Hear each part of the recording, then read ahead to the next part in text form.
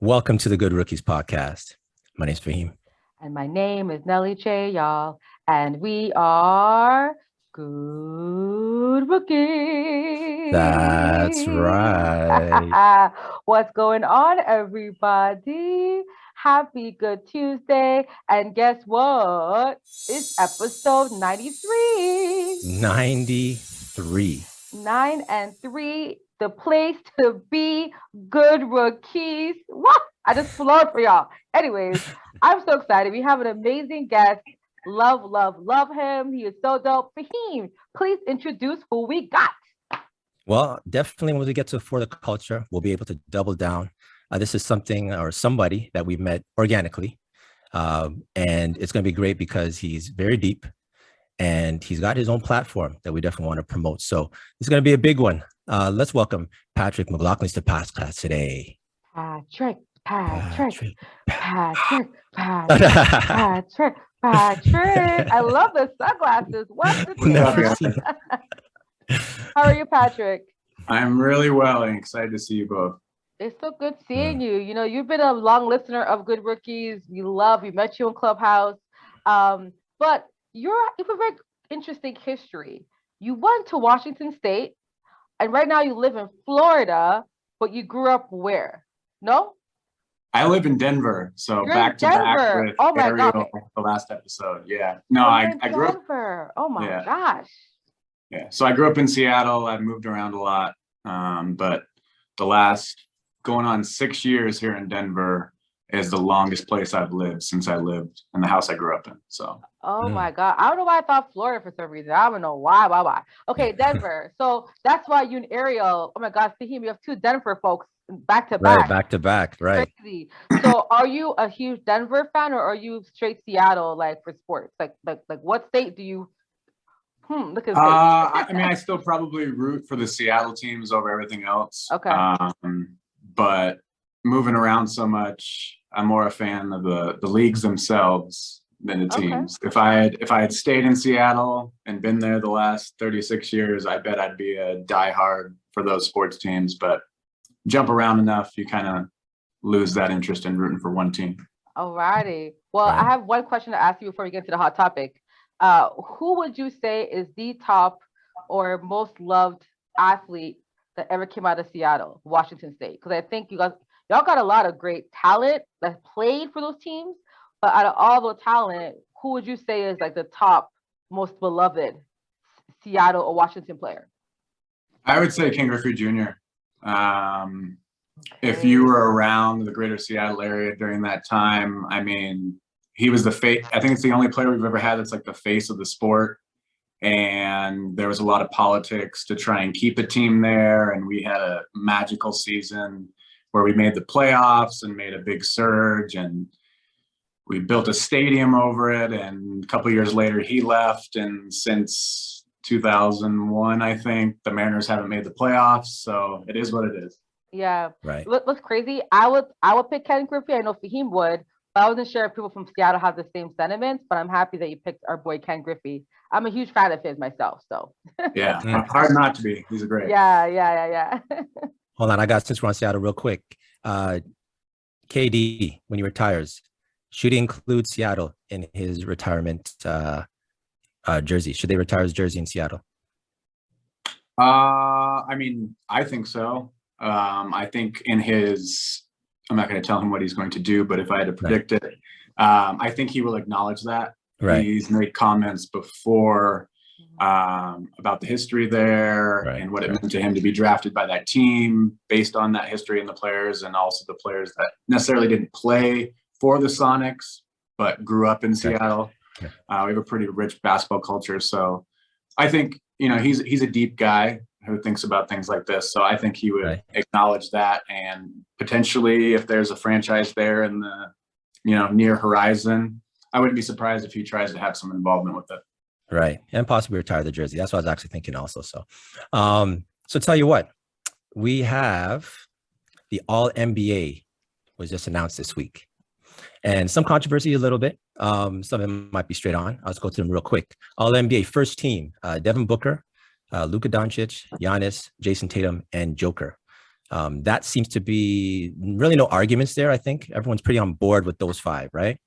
Right. Second team, it's Steph, John Morant, DeMar DeRozan, Kevin Durant, and Joel Embiid. Here's where it could maybe, I mean, not really a lot of, I think, problems here, but, with Embiid being second in MVP voting, but yet on the second team, kind of is a little off maybe. Any thoughts on those so far with the first and second teams? Anything you guys want to mention? Ellie J? I mean, he was second to a center who won the MVP. So him being a second team makes sense.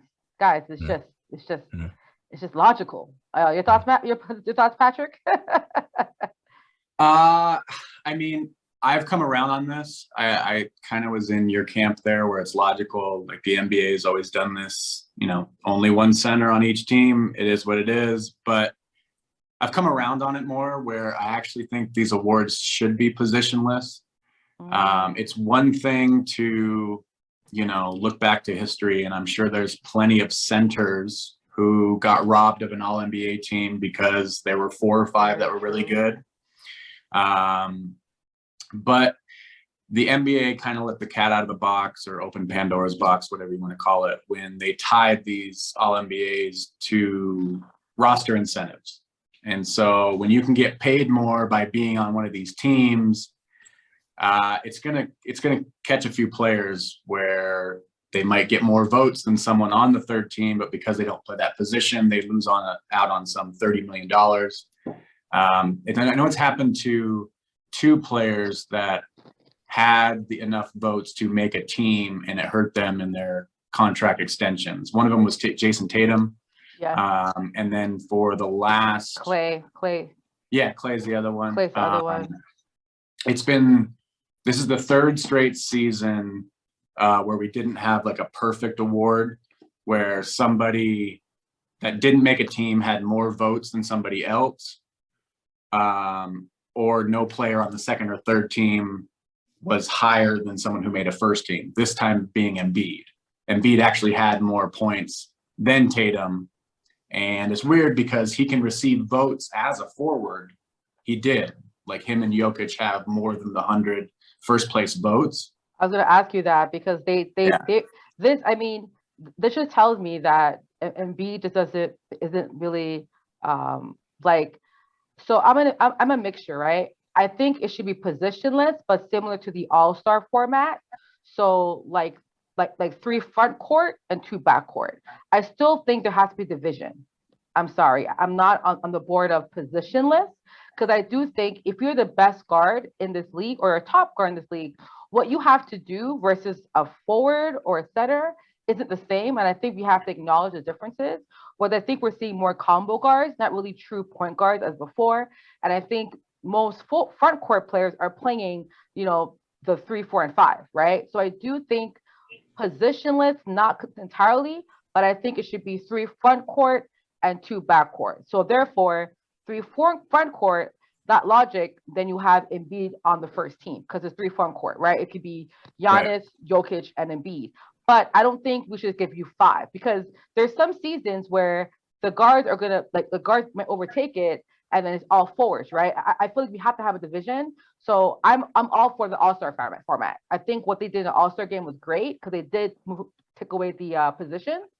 So let's do it that way. And to your point, Patrick, yes, Joel would have been in the first team. But the question is there incentives based on which team you make? Because I thought if you make an all-NBA team, regardless of first, second, or third, you still get a payout. That's my question for you, Patrick. No, that's correct. That's correct. It doesn't. If you're one of the top 15 guys that make one of these 3 rosters, you're still reach that level of incentive. But projecting that to someone else, that if we're doing it based on rosters, there's someone who could get more votes. That's 16 essentially, or 4th team, right? And they don't get that extra amount of money in their contract, which, I mean, we're putting this in the hands of voters to decide a lot of money for these individuals. No, it totally makes sense. And I think that's why, I saw some folks argue about Ja versus Luka. I saw some complaints about Steph making the first team instead of Booker, So at the end of the day, I think there's no perfect vote, right? It's kind of like when you're voting, there's no way to do this perfectly. All you can do is adapt. And I do think having a center position doesn't make any sense. I think having 3 front court players, that makes more sense to me. And having 2 guards, and that should be the positions. How about you, Fahim? Your thoughts on the position list or positions and all that? Yeah, so I think this year more than any, that's where the waters kind of got muddied. I think more than any, I think because you have, it's very rare that your best player, or sorry, the best players in the league are for MVP voting are centers. You know, like we're talking Joker, we're talking Embiid. I don't know. Like I'm cool with having separated. Like I'm with you in regards to separating them, but the way this is shaped out with the first 2 teams, I think it's fair. Like I know we're not going to say that, for instance, say for instance, Jason Tatum, who's a forward, first team. Of Jason Tatum and Joel Embiid, one would think Joel Embiid would be your better option. But I mean, when I'm seeing it listed out, I'm always seeing it guard, forward, and center. So, you know what I'm saying? So if that's the format, then I guess we have to keep it in place of what it is. With the third team, though, I just want to go to the third team real quick. We got Chris Paul, Trae Young, LeBron James, Pascal, and Karl-Anthony Towns. Now, for that third team, is there anything with this third team? Because I just want to propose something real quick. Pascal Siakam, he's a third team. Jimmy Butler is somebody who in the playoffs, like Jimmy Butler's not on this list, but in the playoffs for the most part, you would think, and I know this is a regular season award, but during the regular season, one can make the argument that Pascal had the better numbers. So actually, maybe I'll just land with that. Go ahead, LJ. I haven't played more games. Jimmy barely played a lot of games this year. So the thing about Jimmy is that his injuries the last couple seasons kind of, you know, that's why voters weren't seeing him as much. The more games you play, the more you can put on a show, the more people are going to love you. Like the Kevin Durant's and Steph, they could miss 2-3 months and still get voted in because of their greatness. But Jimmy doesn't have that pull. But I think Jimmy was like 20 plus points less than Pascal. And I think what happened, Pascal closed out the year on a great high. Like 100%. I think Jimmy Butler didn't do that. And that's why I think Pascal got those additional votes. It was how he ended the season, which I think was the biggest, selling point. For sure. How about you, Patrick? Yeah, I mean, those are the 2 closest, right? Like Jimmy Butler got the most votes that didn't make a team, and Pascal got the least amount of votes. I just think it's really interesting when it comes to the voters because there's no defined criteria or minimums or what each voter uses for the scoring title. So whoever averages the most points per game in the NBA that they acknowledge and write that in the record books. You have to play 58 of the 82 games. And I find that interesting because there are multiple players on this All-NBA roster that didn't play the 58. And so I feel like that's like a simple fix that the NBA could do. And then it comes to what the voters weigh, like you're discussing, Jimmy Butler. Well, he didn't play a lot of games. Well, neither did LeBron and neither did KD. Mm-hmm. And the Heat for the last 3 months, after really played. Right. And the Heat were the number 1 seed in the East. The Lakers didn't even make the play-in. So it's a little tricky when it comes to that. But that was kind of my big takeaway from it, because to be honest with you, I think all 3 teams, they got it right in terms of the way they have it structured. Obviously, I would personally rather have Embiid on a first team, but the way the rules are the rules. And so I'm okay with all of them. I don't think there's any big gripes. The big mystery involved, I felt like those 3 centers were pretty much near locks to be on the teams. And then all 6 guards were almost a certainty.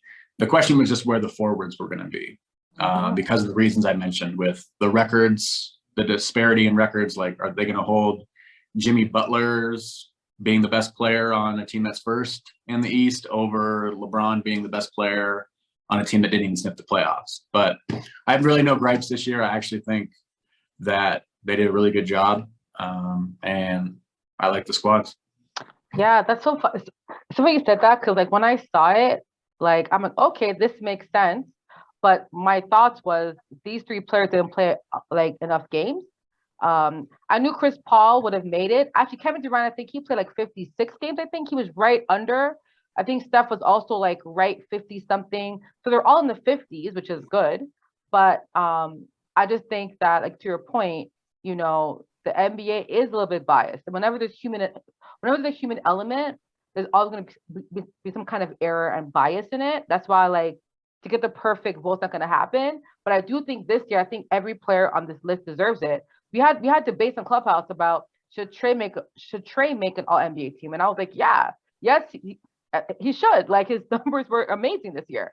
Right. So I think All NBA should be number based as well as winning, right? But also there should be a minimum. Like, you have to play at least a third of the season, at least 58 minimum to qualify, and therefore, I think we'll see less load management and less guys faking injuries. I'm sorry, but I'm going to say it out loud. You know what I'm saying? So I think it should be minimum. Your thoughts, Raheem? Sorry.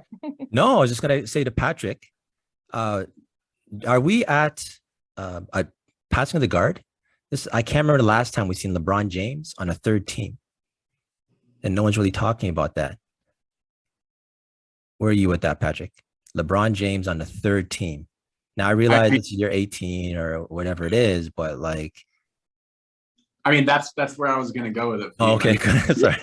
If he's 28 years old and you said, you know, almost 10 years later, he's still going to be one of the top 15 players in the league. I mean, he's doing his thing. I would just say that I think if anyone has a questionable position on it, he's the only player that didn't make the playoffs. Let's talk about it. It's true. But when we talk about like the criteria and how to fix these things, I do think we will get to a point where, because it's connected to the contracts, they're going to have to rework this. Because, like, here's just a random hypothetical. Like, we got Embiid, we got Towns, and we got Jokic. Well, what if, you know, Shaq, Hakeem, and David Robinson were in their mid-20s right now? Like, these are all max quality players, and some of them will get the short end of the stick of not making a team. And, you know, as much as these guys are millionaires and they got more money than they'll count, there's a lot to this, and their families are involved, their camp's involved. This is their window to make the most amount of money. So I usually err on the side of the players when it comes to that. And it kind of feels like there's a little bit there, a little smoke there, where a player could get pretty unfortunate circumstances just based on what the voters think. And when we talk about the voters, I mean, Jalen Rose gave Kyrie Irving a third place All-NBA vote. And so I just think that a simple fix for this would be to do 2 phases of voting. Like, everybody sends in their ballot, and then they narrow that list down to, say, the top 25 for 15 spots.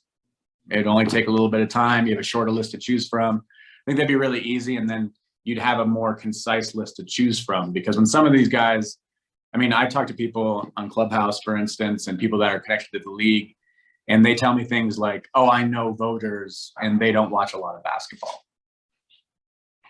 But I've been told too that the guys who don't watch basketball, a lot of them, they do ask other people. Like, most voters are typically folks that work at companies or whatnot. So they ask people to do research and they bring the data. And typically they do kind of vote based on like a committee of minds. It's not just them voting. Like, it's not like, you know, I get a vote, I watch maybe a quarter basketball. I'm going to ask a few people what their thoughts are and have discussions around it. And then based on what I'm told, because I think it was, I won't say his name, but one person told me that for All NBA, someone asked him for his vote because they know that he actually watches it. So they go to him for his thoughts and they vote based on what he said, right? So I do think some voters shouldn't get a vote, but we all know it's media driven, right? And the media does drive their pockets. That's why I feel like for us to think that the media can't be involved, they're going to be, because at the end of the day, players sell, but the media sells those stories to the masses. And most NBA fans are casuals in the first place. So I just think that is just unfortunate. But I think, you know, even with someone that doesn't get all the votes or doesn't know basketball as much, I do think that normally the All NBA teams, I would say maybe I've seen 3 people before that haven't made it that I was upset about, but everyone else I think typically deserve it. So I don't think they ever get like a guy that's like, you know, like for example, if Donovan Mitchell made an All-NBA or Rudy Gobert made it, I would have been pissed off, right? So, you know, I just think that, you know, errors can happen, but like you have to have a lot of votes to make the team in the first place, right? So that's why I feel like by having, I think it's what, 100 votes per person? Is it 100 votes everyone gets? Yeah, it's 100 total voters for the All-NBA, yeah. 100 voters, like even if 10 people are idiots, right? Let's say 10 are dumb, the other 90 will get it correct. You know what I'm saying? So those 10 voters can't like alter what like who's meant to win. Sorry, go ahead, Fahim. No, but I think it's for that minority you're speaking about. Mm-hmm. If they need to get information from other people, exactly, to make a decision, then they shouldn't be in that position in the first place. And it's only 100. That 100 should be a select few that understand the responsibility that come with being able to vote. So it's an honor. It's an honor. It's Thank an you. honor. I agree. Replace responsibility with honor. Exactly. It's actually an honor. So if you don't really respect the opportunity you have, then you shouldn't be in the first place. So yeah. But also keep in mind, it's still a man's sport. It's still a man's game. And I do think it is like, it's an honor. Yes, that's what we think. But I do think to get a vote, I think a lot of Hall of Famers get votes. Hall of Famers, past coaches, NBA people who work in the NBA. And then you have the sports writers like Chris Herring, who we had in our space, Fahim, and a few people who actually do watch basketball. They write like they're actually sports writers. They work in the sports industry. Like, you know what I'm saying? And there's some, of course, that we know that don't watch every game. They watch the games that they cover, right? You know what I'm saying? So hence why I'm saying the numbers have to dictate what they've seen. So at the end of the day, having 100 votes, I don't think all are going to get it right, but I think the majority will. You know what I'm saying? So we can 100%. That's the logic, but it's hard to pick like who decides who gets the vote, because guess what? If ESPN brings a lot of money, I got to give them at least 20 votes because of ESPN, right? If it's Fox News, got to give them freaking 10 votes. If it's, you know, like CBS or sports, like, you know what I'm saying? Sports that gets votes. TSN gets votes. Everyone gets a vote because they're media folks. But then does the TSN, do they pick who votes for their company? Like, I don't know like how it works, but the NBA is hard. It's hard. I think they probably gave it to ESPN, and ESPN decides who votes for them. And they're picking the people they like. You know what I'm saying? So for sure. It's a lot of favoritism. There's no real truth or real way to do it. But I think to Patrick's point, because of that, having a criteria, right? Definitely. That will help you at least narrow down the gaps and reduce the amount of error that people will do, because I'm one person who I like, not based on numbers. You know what I'm saying? Or, you know what I'm saying? So at least having a criteria, it kind of makes everyone align no matter where they're voting from or who they like. You know what I'm saying? That's all. So no, Mustaf, I like to go to somebody who I think has what it takes to make or to have a vote, someone who really has a lot of knowledge, someone who does it, has his own platform. And I want to highlight him today. Let's go to For the Culture. For the culture, we like to highlight individuals for the culture. And today we get to highlight Patrick McLaughlin. Patrick, right. First of all, you're a sports writer at The Run Sports. Big up at The Run Sports. We're going to have an information. And you also have PatnStats. So like you're doing a lot of things for the culture because you're actually educating the culture. You know what I'm saying? A lot of times people watch the sport, they look at it, but they don't know how to break it down. And y'all, Patrick can break down stats like no other. Like, it's insane, but it really gives you an element. Now, if you're an anti-stats person, don't be alarmed. He watches ball. But I think the stats also tell the story behind the game. So, like, you know, for making great decisions. So, Patrick, let's talk about you, my dear. Why did you want to go into sports writing? And was it something that you always wanted to do? Or was it kind of like, I guess, came upon you in like recent years? No, and thank you guys for the kind words. It's, you know, it means a lot. But I mean, like, I think most people who are big fans of basketball and all sports, you know, I love the game from a young age, like most people. I played most of the sports. Basketball had a special place in my heart. The Seattle Sonics were really good. I remember times where I'd go to the front hoop in the house and be shooting, shooting all night, like in the rain, you know, just like wanted to be a part of it. And it probably wasn't until I was probably in 5th or 6th grade when I met someone who was better than me at basketball. And I realized, okay, maybe I'm not going to make it as a pro player. No, after high school, I went to Washington State University, who has a fairly prestigious communications program. And my goal at that time was actually to be a sports broadcaster. And after 4 years in the program, I kind of got, kind of off that track. And since then have been more interested in traveling and trying to pay off my student loans with various jobs along the way. And it wasn't until probably with Clubhouse and meeting you guys and whatnot that I decided to start a Substack, which is the PatnStats blog. And it was just more kind of a place to, I'm sure like you guys do too, in your random free time, I'm thinking about sports and thinking about the numbers behind it and things like that. And I just put it up there thinking if anybody found it interesting, that's a positive in my book. If one person read it and was like, this is cool. And after I got quite a bit of positive feedback on that, Randy Holcomb from the Run Sports, who you guys have had on here, he reached out to me about writing for his website. And that's kind of how I got where I am. That's amazing. And like, there's actually one article, because you brought up criteria. And I feel like you wrote an article about the NBA MVP criteria, which I thought it was quite interesting, because that it's like legit. You look at the last decade of who won, they all won for different reasons. Some won for numbers, some have won for winning, some have won because they're popular, some have won because, the expectation of what we thought they would do, they did more than that. So it's crazy how narratives have now driven a lot of these awards. And, I guess, what was your thoughts on, growing up, watching basketball, MVP? Is there anyone that you thought won an MVP that you felt like they shouldn't have won based on just like your criteria of what you wrote about? Thank you for referencing that article.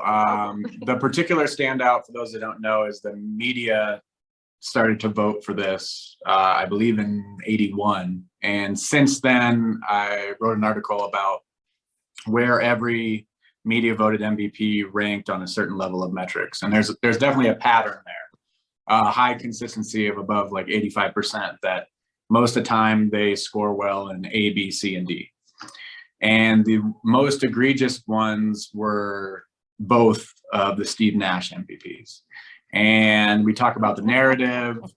I would say I have less of a problem with the first one, which was, I don't know, off the top of my head, I think it was like 2005 or something like that, which is when he first went to the Phoenix Suns and they went from like a 20-something win team to the best record in the West. And he was the catalyst to that. And I understand that, but why wasn't that narrative given to other players that have done that before? When Jason Kidd lost to Tim Duncan, it was the same situation. He went to a bad team and then they're in the finals, one of the best teams in the league. But yeah, I enjoy consuming the numbers and trying to make it digestible for people, because I don't think stats are the end all be all. I actually think it's just a small piece of the puzzle of understanding the game and what's happening. But I've always had an interest in the game from more of a front office perspective. Once I, again, learned at a very early age that the NBA was not my path as a player. I remember you guys had Matthew Moore on here, and he does the draft review, and he talked about how he had been doing his website or basically tracking the NBA draft since he was like 10 years old or something crazy like that. Mm-hmm. And I did the same thing with sports video games, where even before you could do the franchise or dynasty mode and play 5-10 years in the future, you could do a season mode and I would just do the transactions in that year to keep the roster up to date, or I would simulate a season, and then, you know, the bad teams can pick off the good teams, just something like that. And I've always been fascinated by that, just the idea of the strategy behind roster building. I don't know the game as well as, you know, like Rand, who was on here, who played professionally until he was in his twilight years as a player. And I'll probably never understand the game in that way. But from a front office perspective, that's always interesting to me. Just what goes into the talent acquisition, or what teams value in terms of draft or salary. That stuff is really interesting to me. But yeah, the MVP stuff is just, I think it's a little bit of kind of just a conversational piece for fans. Because a lot of people want the MVP to be the best player award. Yes, Right. and it's And not. That's not Right. what it is. That's not what it is at all. So I think when we get in these like GOAT debates and stuff like that, people are like, well, player X has so many MVPs, so he must be better than this player. And it's like, if we look back, just since I've been watching the sport since the early 90s, there are definite times where the MVP that wins is not the best player in the league. Well, that was my point, because, you know, I feel like the MVP award, follow me, y'all. Y'all know, like, when you go to Starbucks and you tell them your name and they just give you the worst spelling on purpose, so that way you tweet it out, you complain, and they're getting pretty much free advertising because you're complaining about your name being misspelled.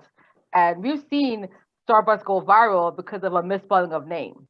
I feel the MVP is in the same regard. Like, it's like whoever wins, people will be upset anyway.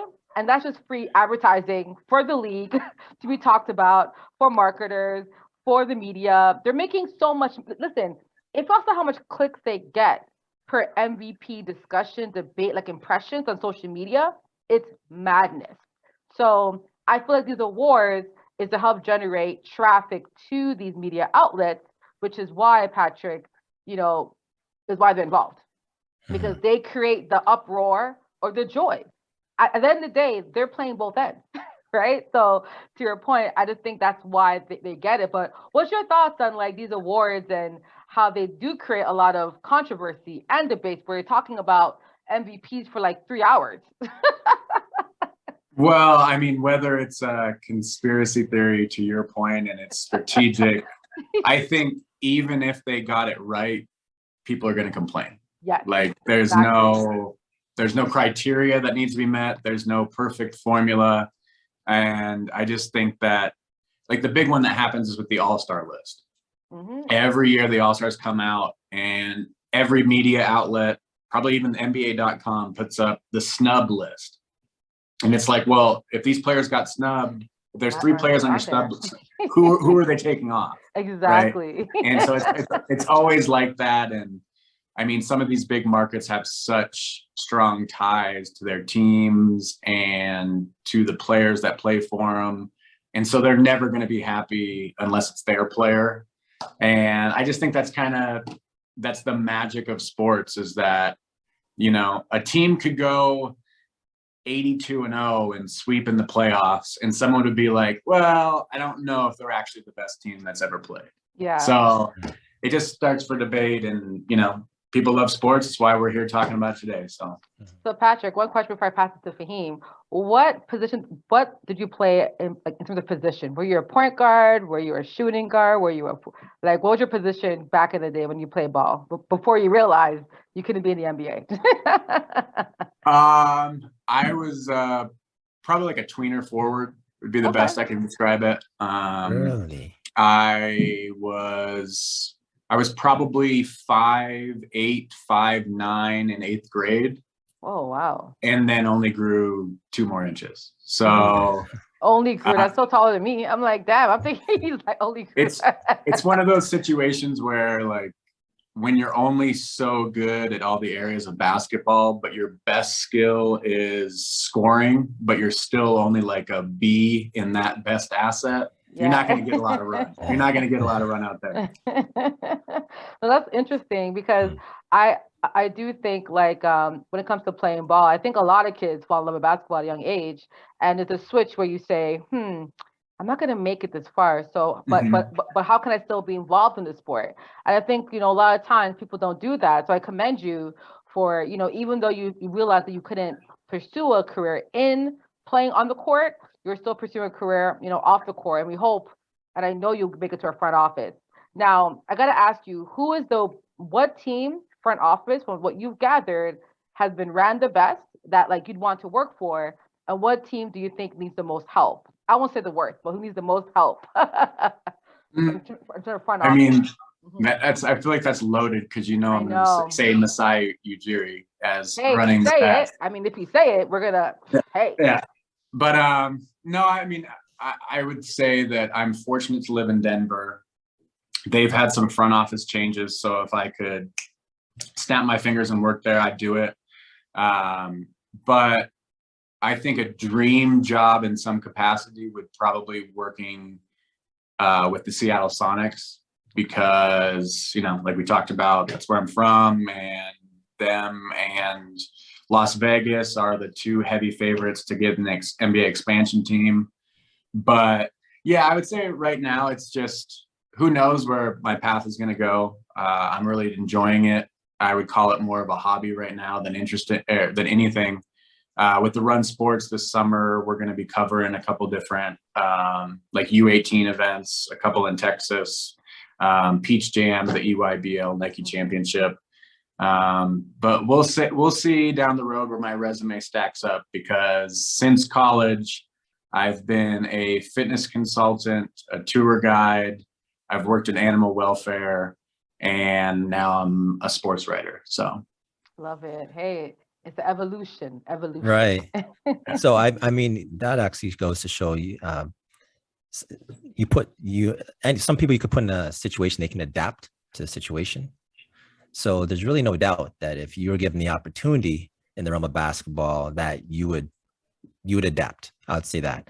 I do want to say this. So we met Patrick on Clubhouse, and when Patrick came to the room, all I remember is one of my first impressions was, okay, well, this guy knows his stuff right off the top, not knowing anything about him. So everything I was hearing was obvious hearing, so it's audio. I had no idea of Patrick's ability to actually write until much later.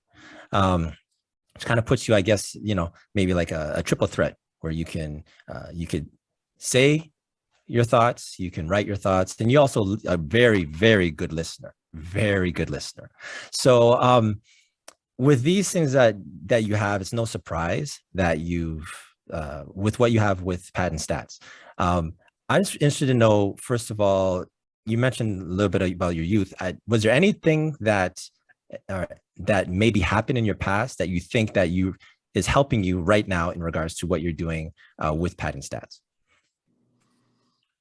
Oh man, that's an interesting question, and thanks again for the compliment, Fahim. You guys, I mean, like I mean it, yeah, in the Toronto space. I mean, you guys found out real quick I wasn't a Raptors fan, but it was just the culture that you guys had cultivated, and I would be upset with myself if I didn't mention that. I think the conversations that I've had with both of you in that room have helped motivate me to try this out a little bit more, because even when I would pop into the room for 5 minutes, Fahim would be like, "Hey, Patrick's here. I want to ask him a couple questions." And that level of respect that you showed me hopefully has been reciprocated on my end. But I would just say that, I mean, no matter how much I tried not to have an interest in sports after my playing career was over, like it's who I am. Like, I mean, I can't go long without knowing what's going on in the sports. And even if, like for instance, there was a while there that I was living in Hawaii and there's no pro sports teams. It's not a big part of the culture there. And the time zone is completely way off. But as long as I was still reading the stories and keeping up with what's happening in the league, I felt like just constantly or continuously being interested in these things has benefited me in terms of just where I am now. because I think, especially when you come with like the statistical perspective, a lot of people are down on it, like the analytics revolution or whatever. Right. And I'm trying to kind of be the middle ground in terms of what I write about. Just stats aren't everything, but looking at it from a numbers perspective sometimes is just a point of view that I have that I hope you also can enjoy. Mm-hmm. So, okay, on that realm, let's do this. You write. When you write, what's your process of like how much? Because you obviously going through an article of yours, for instance. How many words are we talking roughly? I mean, they vary. I mean, when you're enjoying what you do, you're not really keeping track of those things. In terms of like my process, I do have a degree in communications. So, I mean, like I did a lot of like publications writing and news media. So that's kind of engraved in me. And I would just say, like, in terms of the process is more about the big picture or the idea that I either come up with on my own, or say a podcast I'm listening to brings up an idea that doesn't get to the point that I want it to go to, or the conversation or Clubhouse. Like the criteria one that we've mentioned a couple times, like that is the purpose of it isn't to convince you of anything. It's just to look through a lens of these metrics at how historically this is consistently the pattern. Mm-hmm. And so for me, like when I did the NBA playoff ones, I come up with the idea of something that I find interesting. You know, I mean, it's the simple thing that if you love what you're doing, it's not work. And for some people, writing even 400 words is like a challenge or a struggle, or you'd have to be paid to do it. That skill set, fortunately, comes pretty naturally to me, or is natural after the amount of papers I had to write in school. Yeah, I would just say that the purpose of my writing is more like long form. You know, I'm not writing the news. I'm not a headline and 3 paragraphs to give you what happened yesterday. It's for you to sit down and almost have a conversation with me, which is kind of the perspective that I learned from Clubhouse, where just the amount of positive feedback or questions even I was being asked by individuals who are former players or scouts, or in some capacity are linked to the league, and just being able to have those conversations that stimulate not only the discussion, but something that they leave with as like an idea that you can think about. So, you know, my long-winded answer is I would just say that, you know, so one article could be 500 words, another one could be 2,000, as long as I'm reading it and people find it interesting, works out for me. Right. Because one thing about you is like when your articles, I don't feel like you're overstating. Like sometimes people overwrite and over-explain or oversell.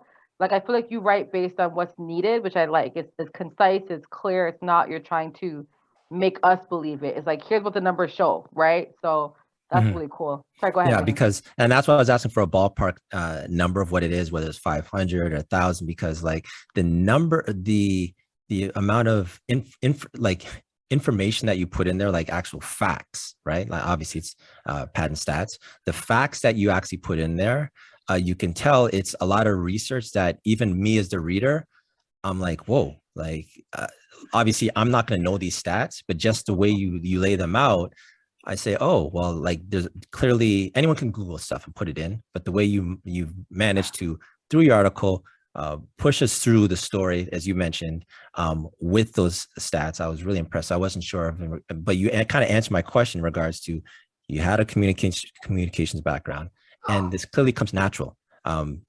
May come natural to you, not so much to me. So he's trained, man. He's a trained professional. You know what I'm saying? Most definitely. So yeah, that's why you're for the culture. Appreciate you guys. Oh no, we appreciate you. All right, so Nelly J, let's go ahead and wind this down and go to That's Absurd. That's absurd, Fahim, bro. What was absurd this week? What was absurd? JJ Redick. Oh, JJ. JJ. And it's not even so much JJ's fault. So JJ Redick, he actually made a comment that blew Bob Cousy, unfortunately, was kind of off-put by a comment by JJ said, talking about players back in the day that would be compared to plumbers,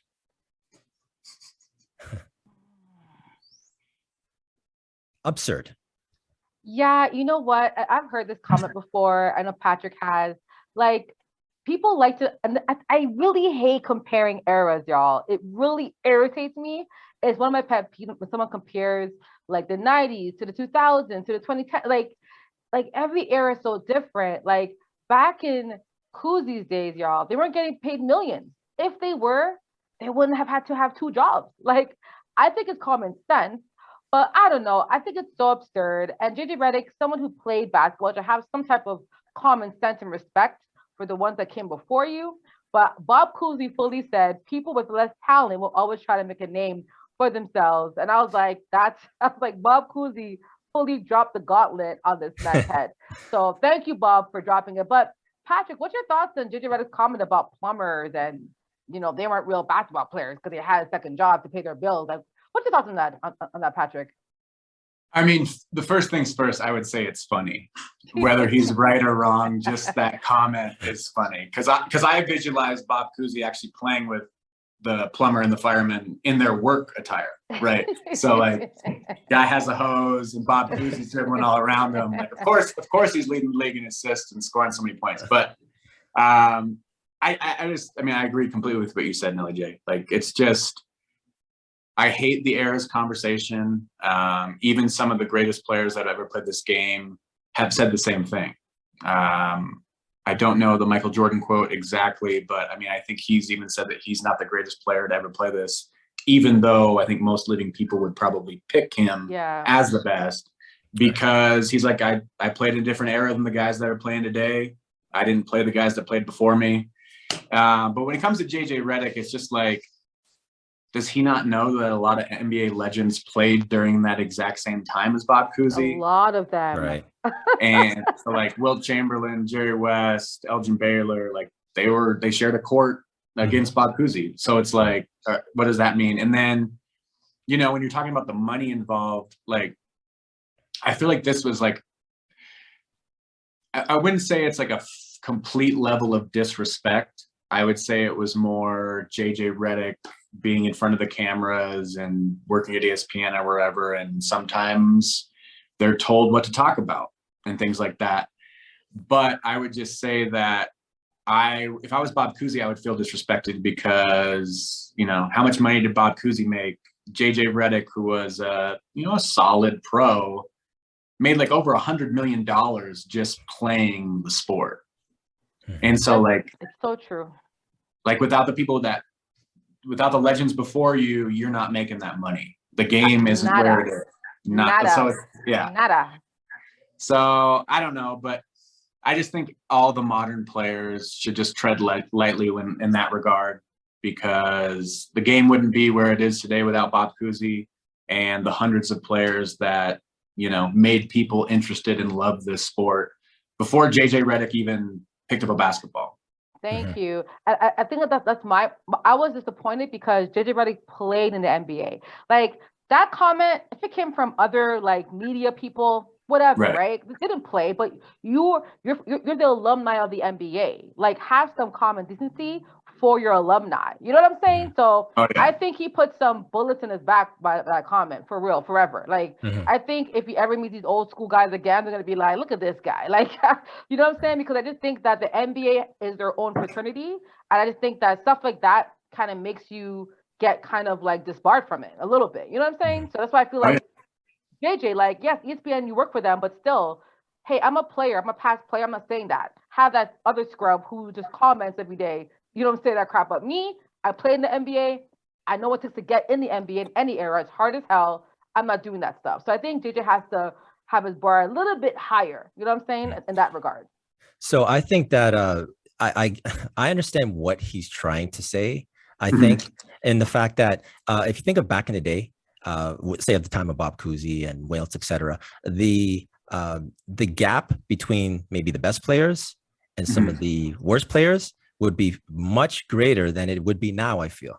Like, I mean, if you talk about maybe a bench guy now toward the top and a bench guy back when they played in the top, I think, the gap is much wider. So I think he's obviously gone. That's why I think it's completely absurd. The fact that, outside of maybe the elites, the rest are just scrubs or, fire, as he said, plumbers and firemen.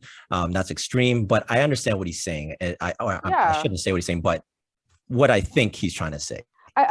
I think we all understand that, but back then they weren't millions of dollars being pumped into programs and trainers. You know what I'm saying? Like, I think when it comes to eras, it's relative to who you played against.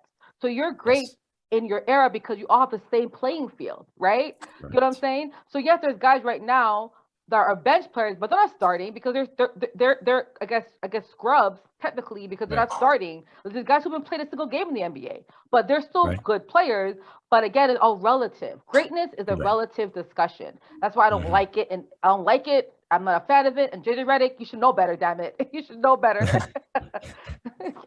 Yeah, I'm right there with both. I mean, I think we all understand what he's trying to say, and I agree that if you take the league average player in 2022 and had a time machine and brought him back to the 50s, yeah, of course he is going to be a better player in that era than right now. But if that same player was born back then, how good is he? Do we know that? Right. I mean, how far back into the history of the NBA do you have to hear stories of players cracking open a beer and having a cigarette at halftime? Or just being Luka Doncic, maybe. Well, I don't know about halftime. I don't know about halftime. But at least before the game and after the game, win or loss. But yeah. So Nelly J, why don't we put this episode in the books? Ooh, y'all, that was episode 93. So y'all, as you know, Patrick, we love to give our guests a chance to do a special shout out. So the floor is yours. Yeah, episode 93 till infinity. I didn't know if this day was ever going to come, because once I saw you started cycling through previous guests on the episode, I was like, man, this ain't happening. But no, I'm just teasing. On a more serious note, my shout out is to Aaron Salter Jr., Dr. John Chang, and Irma Garcia. These are three of the heroes that I will call from the mass shootings here in the United States. I mean, this is a sports podcast, and we all grew up idolizing athletes and whatnot, but shout out to them wherever they are. You never know what you're going to do when your feet are to the fire, and these people put their lives on the line to save others. And I think that says a lot about people, and I'd like to think that I would be one of those people, but it's definitely something to look up to and strive for. If you guys aren't familiar with them, Aaron Salter was like a 30-year police officer, retired. He was at the Buffalo shooting, engaged the shooter, and it cost him his life. And then Dr. John Chang was at the California church shooting, and he did his best to apprehend the shooter while it was happening, while he was unarmed. And then Irma Garcia is from the Texas school shooting, and her last moments of her life was using her body as a shield to protect kids.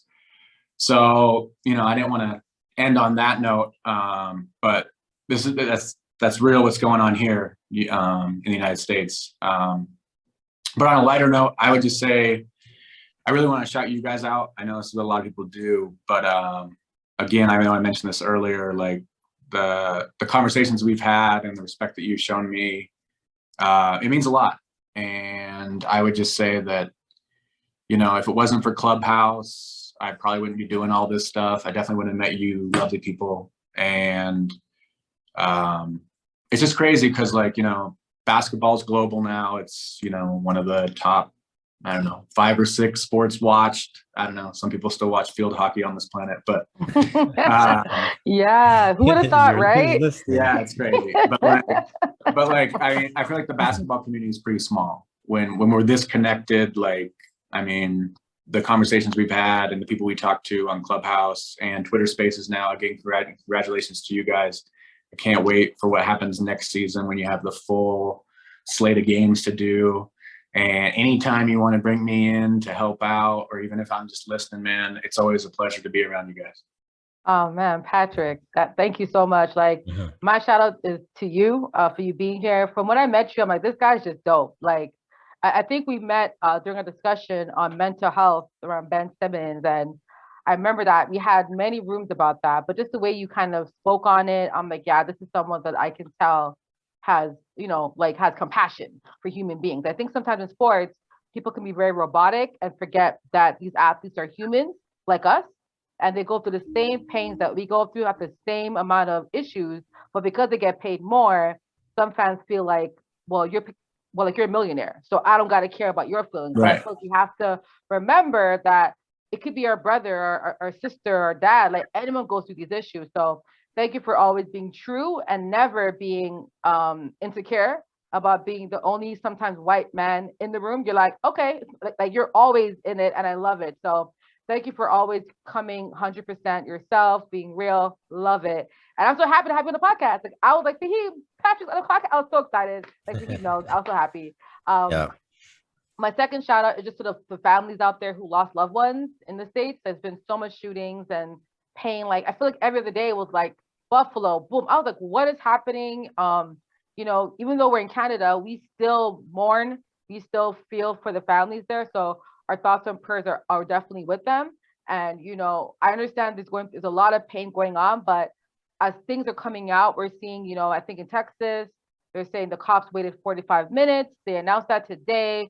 The police chief's like, yeah, we messed up. And it's like, you know, I can imagine those parents just being so heartbroken, you know, they pay these guys salaries and they can't even try to protect and serve. So there's a lot of things going on in America, and we'll be here supporting y'all. So I want to also put my thoughts and prayers to the family, and actually want to shout out the Scarborough Shooting Stars.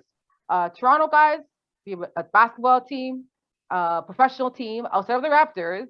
It's in Scarborough. Scarborough is a subsection, a borough within the Toronto region. We have 6. That's why Drake called us 666. Scarborough is one of them. And actually, we debuted this past week. J. Cole has been signed to the team. He made his first basket as a professional player in the CEBL. I just want to shout them out. You know, I'm excited to go to these games. I know Fahim's going to go to the games as well, but want to pick up the Scarborough Shooting Stars and what they're doing as well. Fahim. Yes, the 6. Okay, so first of all, Patrick, my shout is all about, first of all, you. Like I said, we met on Clubhouse.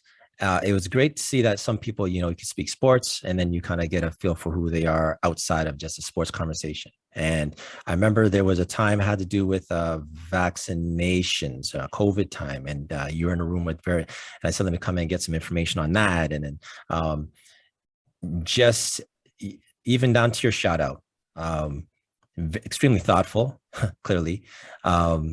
So it's great that we actually got a chance to actually delve a little bit more into you outside of just knowing you as just somebody who knows a lot about sports, not just basketball, but I kind of picked your brains on other things also. And, you know, it's clear that you're not just a basketball guy, you know, sports. So shout out to that. I do want to definitely plug PatnStats, 100%. And also Run Sports, also platform where you can find it also. Shout out to Ran.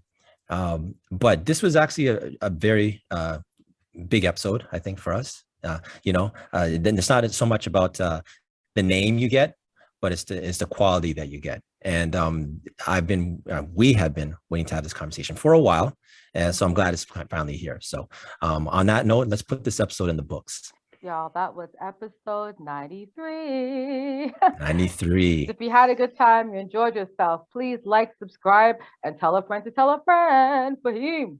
We are on all platforms if you're looking for us. That's Good Rookies Podcast, episode 93. Patrick, we appreciate you, man. And we out. Peace.